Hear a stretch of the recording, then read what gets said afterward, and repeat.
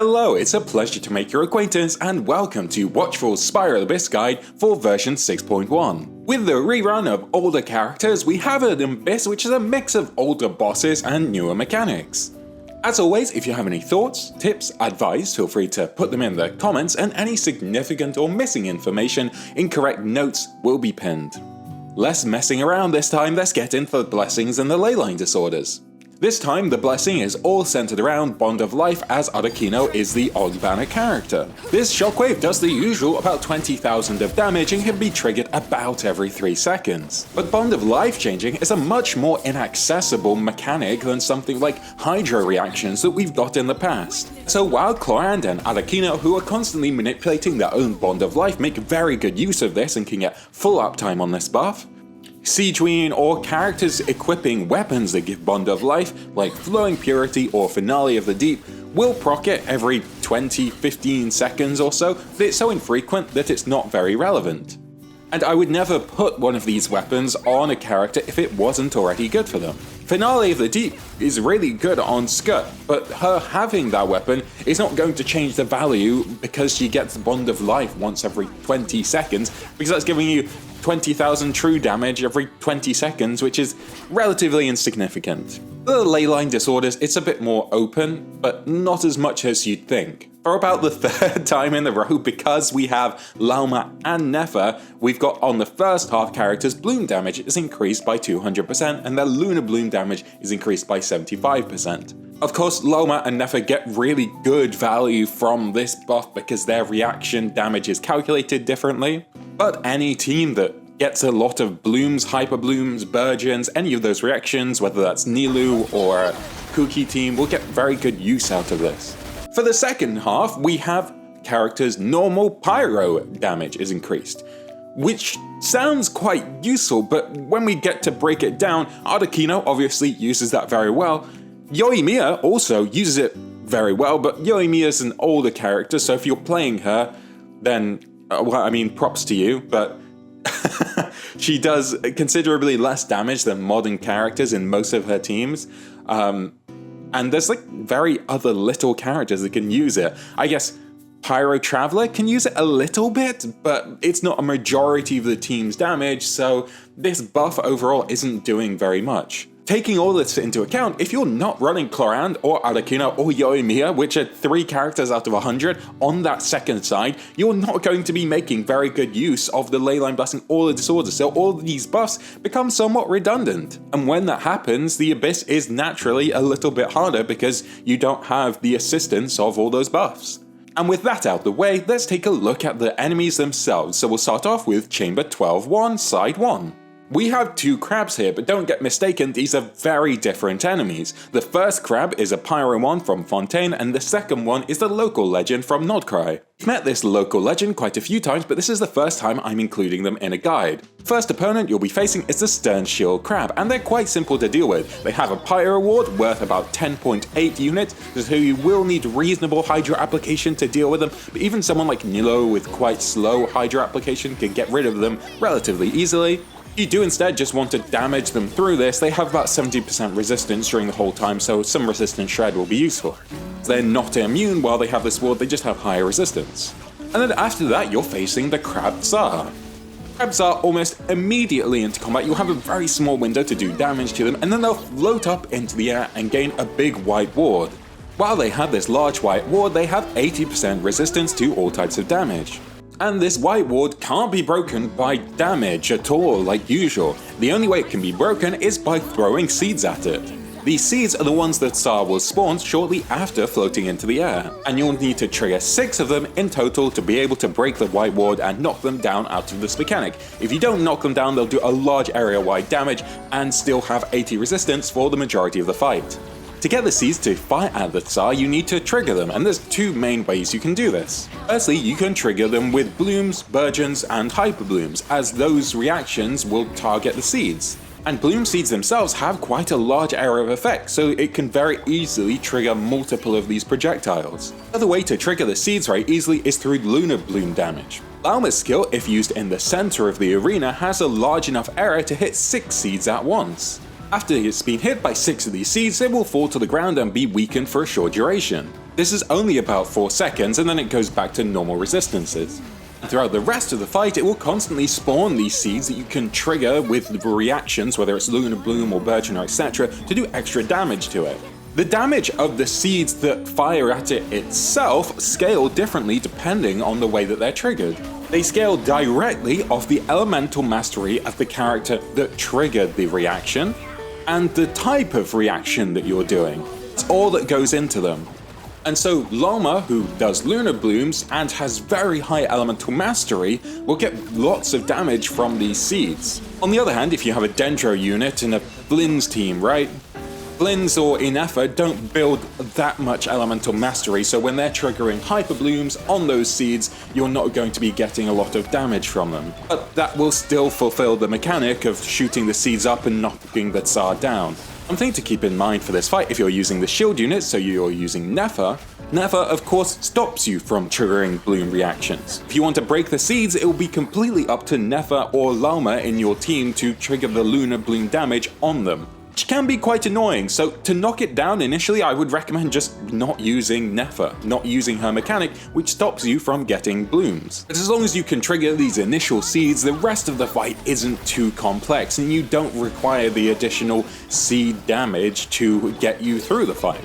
You have a strong carry, you just stick a Dendro and a Hydro unit in those teams, you get those blooms at the start, you knock it down, and you use your carry to take you through whatever damage is required. That's the first side. On the second side, because of Arlecchino's rerun, we have the return of a bunch of Fontaine enemies. The mix and the pairing of Copellius and Copellia. This time it's the cryo version, so Copellius. Copellius has very high cryo and animo resistance, so Skirk isn't recommended here. This is also one of the first times I can remember them putting mechs with two different alignments in, so they have both Osea and Pneuma mechs in this chamber, which is interesting. First mech you're facing is a Pneuma suppression mech and then an Osea construction mech. And so as usual for these larger mechs, two applications of the opposite Arca aligned element reduces their elemental infusion, so their attacks are less deadly, but it won't make you do any more damage. This can be kind of useful for the construction mech because it does that really annoying spinny attack that will knock you back, but you can also just bring some interruption resistance, and also getting two applications of Pneuma within a short time frame is annoying to do, so yeah. After these two initial mechs that have very simple mechanics, you're onto the Icewind Sweet nemesis of Copellius. Copellius is the one that shortly into battle will fling off the female partner round the edge of the arena dancing. And he himself will then go and generate some cryo wards on himself worth 8 units each. The first cryo ward gets generated about 10 seconds into combat, and you have about 15 seconds between each time it will generate a new cryo ward. Copellius will generate 3 of these in succession, and then have a period where they don't do this mechanic anymore, and they will just dance with their partner, Copellia, in the center. Now this cryo ward is quite small. 8 units means with Bennett, who applies 2 units of Pyro on his skill and his burst, you can instantly break it with just a skill and a burst because it consumes double the amount of cryo, so 4 units becomes 8. At the same time, if you have a character that applies a hit of Osea, like Chevreuse, that also instantly removes this cryo ward. Hitting Copellius with 3 instances of Osea throughout the fight will cause them to be stunned for about 5 seconds. That's all of the mechanics in the fight. I would be aware of the damage they do as well, because Copellius spinning around the edge of the arena, the wind slashes hurt quite a lot. And Copellius, as he's doing cryo attacks, if you're in a Bennett burst, he can react on you doing extra damage. The movement in this fight can be a bit precarious. If you run out too far, then you're likely to get hit by Copellia or the ice areas around the edge. If you go too close, then Copellius will hit you himself, so it can hurt a bit. Bringing shields or interruption resistance can be quite valuable. That's all of Chamber 1 done, so let's move on to Chamber 2. On the first side, we're facing the new boss in Stygian, the new boss for this version, the Frost Knight Herra. And the Frost Knight Herra, very early into combat, will get a Fury meter and gain 120% resistance. Throughout this mechanic, you have to remove the Fury meter to get that resistance reduced back to something reasonable, and the way of doing this is through damage instances. Hitting the enemy with any kind of damage increases the meter by 1 per instance of damage. Hitting the enemy with lunar reactions or lunar damage increases that meter by 6. The lunar damage can fill it up a lot faster. Usually the speed isn't a big component. What's more important is the results after you've filled it up. This is because the Herra will then gain an infusion, a permanent infusion, so they've always got this element on them of whichever element they took the most damage from. Even if you do 50 hits of physical damage, if you do one big hit of pyro damage more than any of that physical damage, they'll get a pyro infusion to them. They also gain immunity to the element that they're infused with. And there's lots of interesting ways to cheese this, because if you do apply enough physical hits, then they don't get an infusion at all, because there's no physical element for them to be infused with. Same time, if they take the most damage from lunar damage of any type, they will also not gain an infusion, so flins teams and nefer teams can just work like regular teams as long as you're doing big amounts of lunar damage during that first period. There's lots of interesting ways to fill up this meter very fast, from something like using Jincho and all of his rain swords to do enough applications of hydro, using burning on an enemy because that's lots of ticks of pyro damage and a pyro on fielder to make the enemy have a pyro infusion. In fact, if you just do a little bit on Zhang Ling of pyro damage, say from Guoba, and use her very fast attack pattern or Zhongli's very fast attack pattern to mainly do physical hits, even though you're not doing much damage with those physical hits, they still help fill up the meter, and then because it took mainly pyro damage, it gets a pyro infusion. There's also a bug in the game at the moment that they said they will fix, but you can still use it at the moment, where someone like Jean and her hold skill, because it has constant little pulls and effects on the enemy, even though it's not damage, that will also count for a stack. She's able, with just her hold skill, to fill up the meter really fast. There's lots of different ways of filling up this meter, and I won't list them all now. What I want to look at is the teams that you're more likely to use. Did try with flins to make the most of this reaction aura, trying to get lunar charge and hype blooms on a hydro aura. Because Ino does such tiny damage, it's really hard to get a hydro aura over a physical one. You can get a vape infusion for Mualani, you can get a melt infusion for Malika. For a bloom team or a hyper bloom team, you can try to get a hydro infusion. Therefore, if you have more dendro units, you'll get a lot of blooms off the enemy. At the same time, if you get an electro infusion, then you can not only get a lot of blooms because applying hydro gives you electro charge, which means hydro and electro coexist. And then you put dendro on that, and you'll get a bloom from the hydro interacting with the dendro, but also the dendro will interact with the electro. That will become a quicken thing, which is really just another dendro thing, and that dendro thing will then interact with the hydro, giving you more seeds. So whether you have a hydro or an electro infusion, you're still going to get a lot of blooms in those bloom teams. After breaking that fury meter, they'll be stunned in the center for about 10 seconds. And then about 40 seconds after that, they will disappear and teleport back to the center of the arena, starting this mechanic all over.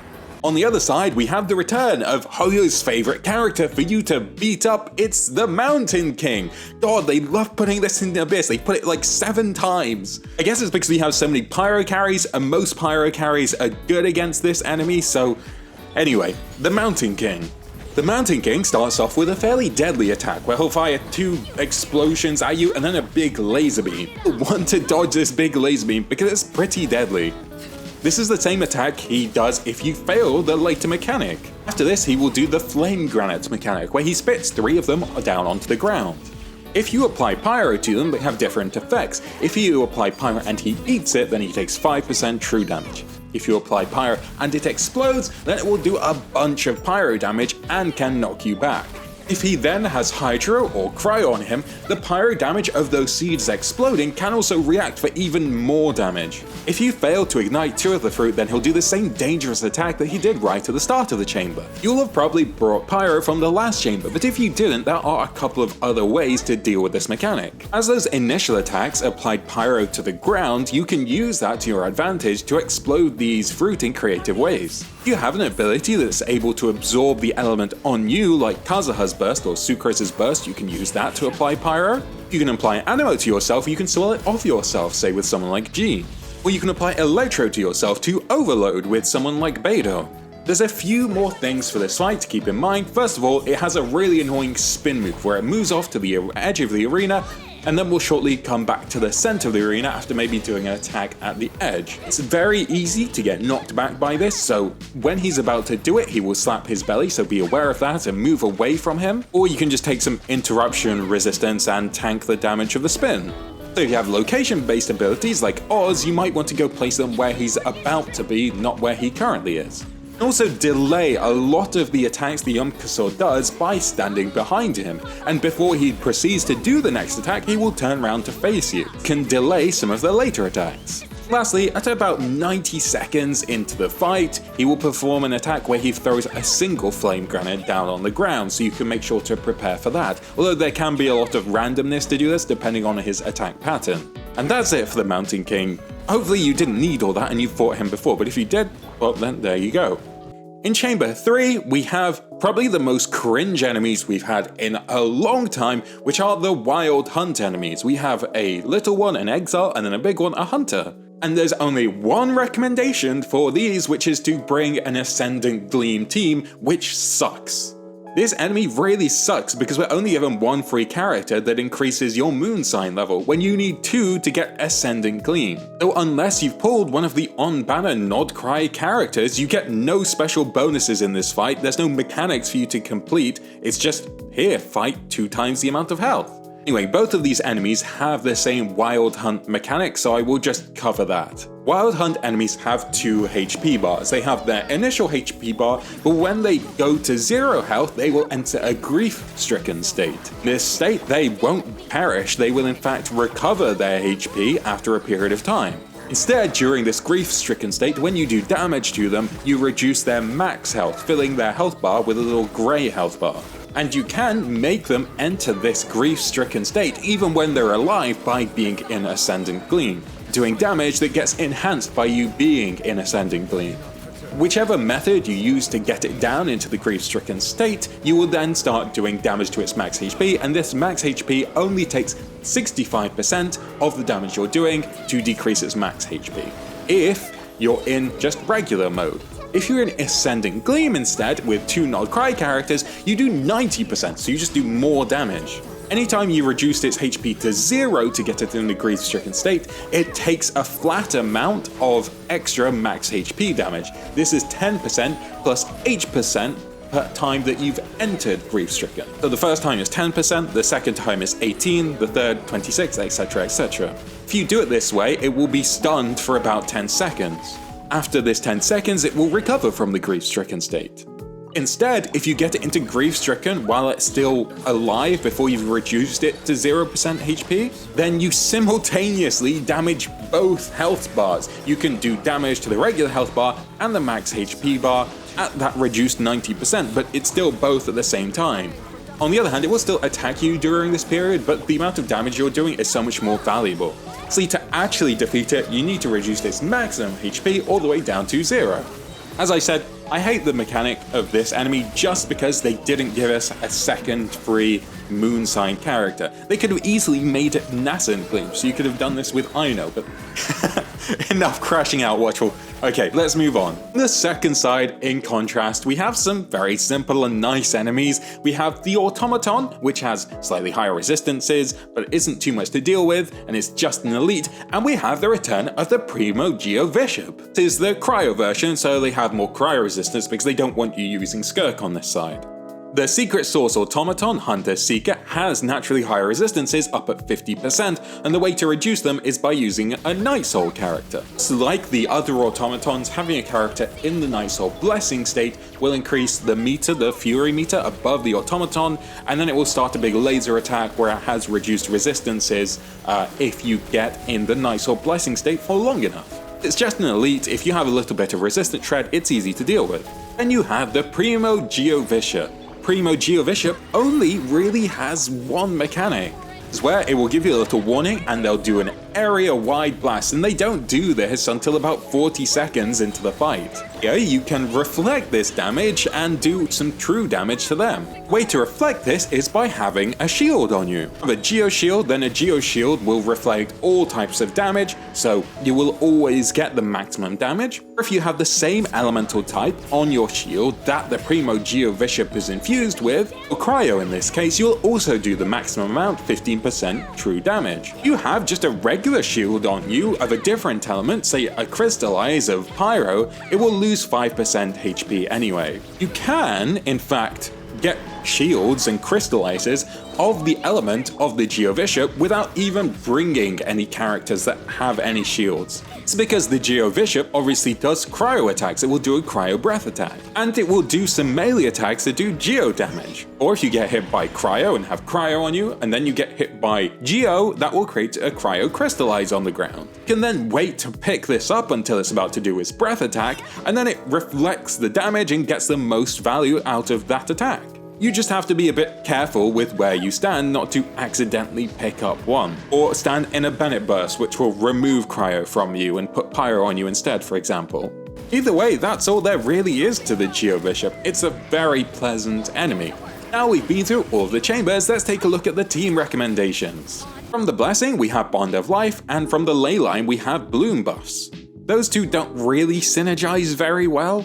It's all single target. In the first chamber, you want some pyro ward breaking and bloom stuff. Second chamber doesn't have any specific requirements. You can use a whole vast array of teams against the Herra. I wouldn't even say there's any benefit to running the Luna characters. Sure, you get no infusion from the enemy, but sometimes you can use that infusion to your advantage. And then lastly, we have the Wild Hunt mechanics, so 2 Nod Cry units. So of course, Loma and Ino, or Loma and Nefer, are really, really good. They're the characters they want to shill, and they work very well throughout this abyss. You get 2 moon signs, you get all the bloom reactions, Herra doesn't really care what you're doing, so it's very simple to do. If you have those teams, they're the shield teams, well done. Flins, you can also do a similar thing with and just stick a Dendro unit in the team. You probably don't want to use the Dendro unit for the majority of the time because it will stop you getting the reactions that you want to. Hydra infuse that second enemy so that you get Lunar Charge and blooms. But certainly for the last chamber, you won't want to get blooms, you will just want as many Lunar Charges as possible. I have no idea how Jehoda will work, but if she is another character like Ino that can increase your moon sign level, taking Ino and Jehoda together could be an option for dealing with a Wild Hunt. Hyperbloom teams themselves are pretty popular and quite malleable. There's lots of different ways you can do it. You could do a Chloran team where you're getting Bond of Life, she's triggering Hyperblooms as well. So you start ignoring the Wild Hunt mechanic, there's loads of teams you can use. You could use a Nervalet Virgin team, then you get Vaporizes on the Herra, able to stack up that Pyro Infusion very quickly because you have Dendro and you have Pyro. So you can just use Burning to get the Pyro Infusion. You could use Mualani and get blooms early with her and use Nahida for the Elemental Mastery buff. Bloom and Burgeon are going to be your main options. As well, Hyperbloom is pretty good in single target, so should be okay against the Wild Hunt enemies. But that's it for First Sight, there's not too many mechanical requirements. The Blessings and the Ley Line Disorder don't give us too much to work with, so they're the obvious teams to use. On the second side, we have both the Abyss Blessing for Bond of Life and Pyro normal attacks. It already leads to one character in particular, but that's further enhanced when we look at the enemies. We have Numa and Osea being suggested, but not really making a difference, but we need Cryo Ward Breaking, and so Pyro is obviously really good at this. Also get through this with Electro. Second chamber is the Mountain King, who again wants you to bring Pyro and possibly Vaporize or Melt reactions. And then the last chamber wants you to bring a Cryo or Geo Warder and maybe Night Soul. There are a couple of teams that are able to fulfill all of these requirements really easily, but they're all arlecchino teams. Have arlecchino Melt. If you put Zitlali in there, then she's a Cryo Shielder, she has Night Soul, you have Bennett along with arlecchino to buff her up to crazy amounts. You're not doing cryo damage, you're doing pyro damage, and you have melt reactions for the Mountain King, so that covers almost everything. And Melt Arlecchino is one of her best teams. You can slot in Diona as well. Diona fills up very much the same things apart from Night Soul as Zitlali. Okay, her cryo application is less frequent, but if you took 2 cryo characters, then you can get more cryo application. Also stick Zhongli in there. You put Zhongli and you have maybe Zhilonen, and then you get Geo Resonance, you have a Geo Shield, you have Nysol for the automaton, and then you could take a buffer, you could take an elemental applier, whether that's Hydra. Okay, you don't have many attack buffs here, but it's a lot safer to play because you have Zhongli's huge shield. But usually that 15% true damage against the Primo Geovishap doesn't make too much difference, and so if we just take it on the account of the first 2 enemies, you need a little bit of pyro and ward breaking, so an overload team will be really good. So that's Veressa, Clorand, Linny, Klee. All you really need is a bit of pyro and the ability to break the ward of the first enemy. Bennett just fulfills that in his own, so any team that you just want to put Bennett in, as long as you're not doing cryo damage, you should be good. And that leaves you with a lot of options. So the second side, even though the buffs are fairly niche, you have a lot of different characters you can play, because the enemies are really nice. And the first side, apart from the Bloom, like, you can play a lot of teams there as well, because unless you've got Wild Hunt, it's not really a mechanic to fulfill. It's not like a team building challenge. You either have it or you don't, so play what you want. And the Herra is very flexible. So in fact, this Abyss, apart from the Bloom on the first enemy and Pyro on the second side, there's a lot of options because the buffs are so restrictive to such few characters. I hope you found all of that advice somewhat helpful. You enjoyed reading or watching through this. If you thought this was an okay video and that it might be helpful to other people, I would really appreciate a share, or in fact any interaction, whether that's a comment, a follow, a following me on Twitter, or joining the Discord, any of that stuff. It's very much, I don't want to say appreciated, it just helps me a lot. So if you want to show your support, you can do it that way. Lastly, as always, if you have any more questions, comments about the video, improvements I could make, questions on team building stuff, feel free to stick it in the comments or ask me. I'm more than happy to help you out, and if you can't tell, I really enjoy helping people. That's why I make this stuff. Okay, I wish you all the best. Have a lovely rest of your day, week, month, and I'll see you soon. Bye bye!